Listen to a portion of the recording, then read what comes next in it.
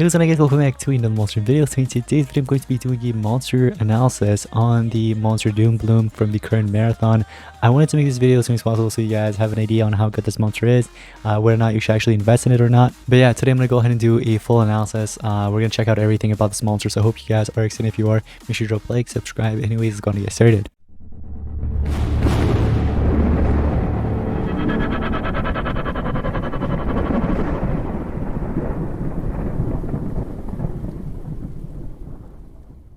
Yeah, so take a look at this. It is introducing a new monster. I'm gonna go ahead and turn up the volume so you guys can actually see this. Take a look at this. New monster alert. What do we have? The one and only Dr. Bloom. Alright. We've already seen the traits, right? Yeah. Immune to possession, immune to torture, and life regens to everybody. So take a look at this, guys. That right there was just a short trailer for this new monster. Dr. Bloom, which is an interesting name for this monster, you know what I mean? So in case you guys didn't know, a little backstory: Dr. Bloom is the Fruitaster's latest recruit to reassemble the Revenge Squadron.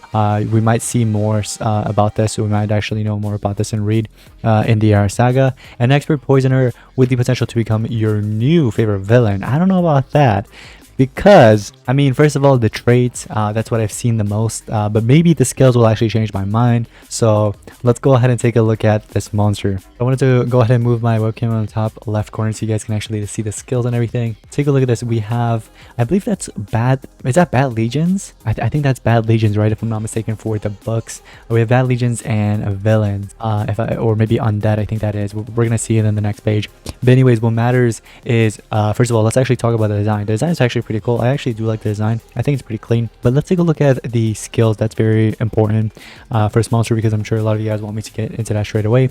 Bloom of Destruction, which is a moderate magic damage to one enemy, applies Bane to one enemy, total damage reduction to one enemy as well. Now, I'm not really a huge fan of that skill, to be honest. I'm glad it applies Bane and total damage reduction, but it's just a single target. If it was an AoE, I would have actually taken that. We also have Evil Flowers, which is a damage boost to one ally and then gives itself one extra turn. So what you can do is you can go ahead and run this damage boost to yourself, get that extra turn, and then after that you could deal damage. You know what I mean? Use one of your skills to deal damage. We do have Scent of Doom, which is a low magic damage to all enemies, applies Bane and Daze to all enemies. So Scent of Doom is basically an AoE version of Bloom of Destruction that we saw, except keep in mind what we have here and there is that this is just a low magic damage compared to moderate. Not just that, but they went ahead and changed up the days for the total damage reduction. They didn't want to give you the AoE total damage reduction. Now, me personally, I would have actually liked an AoE total damage reduction, but some of you guys are probably gonna want the days, but I personally like total damage reduction more. Anyways, Flowers of Arrogance.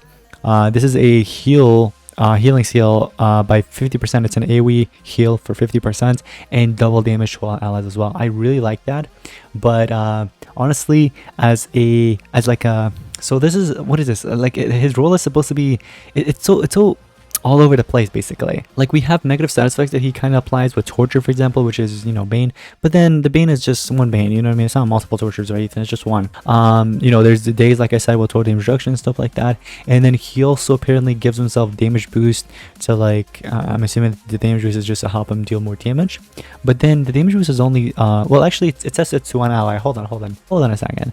The extra turn is to himself. So this monster's role is actually supporter. Let's actually put it that way. This is actually a supporter.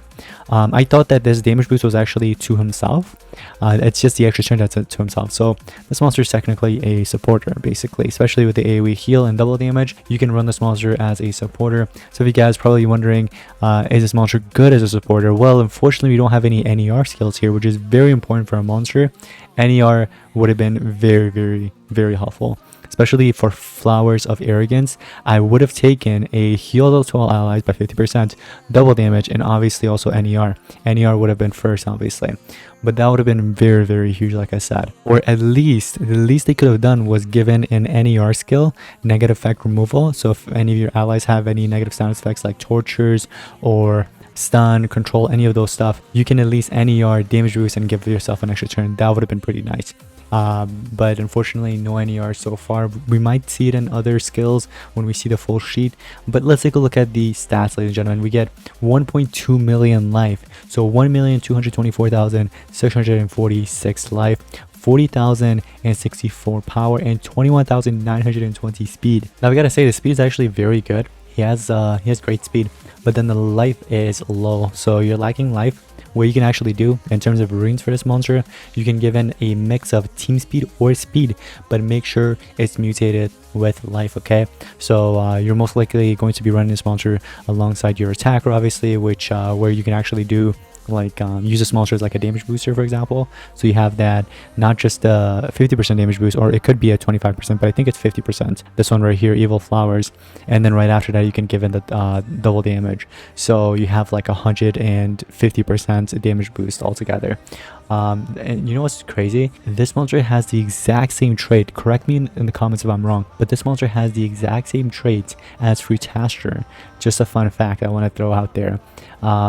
Also, I think this this mythic monster is like a reference of Doctor Doom, I think, right? He looks very similar to him. Anyways, let's go ahead and cover up his stats and everything else at level 100. So life, you're gonna be getting 436,717 life, 16,951 power, and 12,694 speed. The elements are magic and nature, okay, and then evolving traits. So here it is, guys: immune to possession, immune to torture, right? So you have torture immunity as a trait, which is really good, and then area life regen, status caster. So again, the traits are good, but it could have been better, you know what I mean? I would have taken immune to control over immune to possession. That would have been pretty cool. And then the area life regen, you know what I mean, that could have been like something else. But I do like the area life regen as a supporter. That actually helps out though. It's just the immune to possession could have been like immune to control at least, but it's okay. Relics, on the other hand, we have staff and mask, which is actually pretty good, but again, an SN would have been nice to throw out in there. But overall, not bad for the relics. I do like it. In terms of books, it's Revenge Squadron, Evil Legions, and Villains. Okay, so it's Evil Legions and Villains, not undead, okay? But let's take a look at the other skills. So basic attacks, you get a AoE heal by 30%, and this apparently, oh, I thought it would have been spammable, but honestly, you know what? At least you have the 0 cooldown. The 30 stamina cost, you can easily recover that from one of your relics, for example, you know what I mean? Either you could do the staff or mask. They could have actually you know, regenerated that for you. And then you have Supreme Evil, which I kind of skipped over, but it's a low magic damage to one enemy, applies daze to one enemy. Nobody's going to be running that. We do have the tier 1 skills. Let's get into that. Destructive Smoke, which is a very low nature damage to all enemies, applies damage reduction to everybody.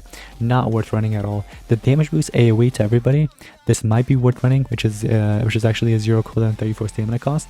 We do have a moderate magic damage to one enemy, which gives Bane and total damage reduction to one enemy, damage boost to one ally, one extra turn to itself, and then all the other 2 skills that we saw. If I were to obtain this monster, if I had to obtain it, right?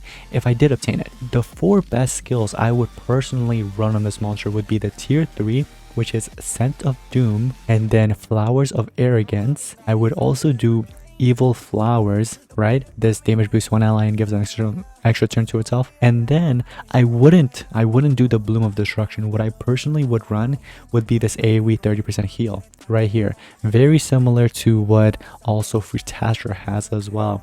I would have personally ran that because this monster is a supporter. You don't really need a skill that gives in like Bane or deals damage. Yeah, it's nice to have that total damage reduction, you know, it could come in handy, but I personally like to heal more, so that's personally what I would do. But anyways, we went ahead and covered the skills. We went ahead and covered the runes. For the relics, I want to go back to that because some of you guys are wondering what relics to give. Almost any relics will work as long as one of them at least gives in stamina. So personally, for staff, you could do like Merc staff, natural staff, or any other staff that gives you stamina. Any of the recent updated ones, I'm sure there's better ones. Mask as well, you can do either healing or stamina regen. It's up to you. But anyways, it all comes down to, is this monster worth, you know, investing in? And personally, I would say he's not bad. He is not bad overall. A lot of players tend to just hate on this monster. I mean, I've seen it. A lot of teams are actually not going for a high amount of laps for this monster. Last time I checked, and they might now, but last time I checked, not a lot of players or teams were actually going for like high laps for this monster. But I personally think he's at least worth like maybe rank 1 or rank 2 for sure. He's not bad at all, guys. He's not bad, but again, it could have been better here and there, you know what I mean? I would have definitely taken an NER skill. That would have been huge. Like I'm telling you, that's the only thing this monster is lacking as a supporter. You need negative effect removal, like that would be huge.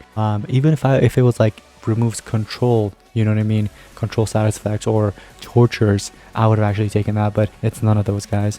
So that's the only thing that this monster is really slacking, I would say, and besides the life as well. Also, one of the pros that I want to throw out there is the fact that this monster is actually nature element in a magic meta. Okay, keep that in mind. We have, for example, one of the most OP attackers right now in the PvP that's dominating Bavashir. So it would be doing quite alright against that, obviously, because of the magic. So he can actually resist his attacks as well. But anyways, guys, that's gonna be pretty much it for today's monster analysis. I hope this video was helpful, and I hope you enjoyed it. And if you did, make sure you drop a like, subscribe, share it with your friends, and I'll see you guys in the next one. Peace out.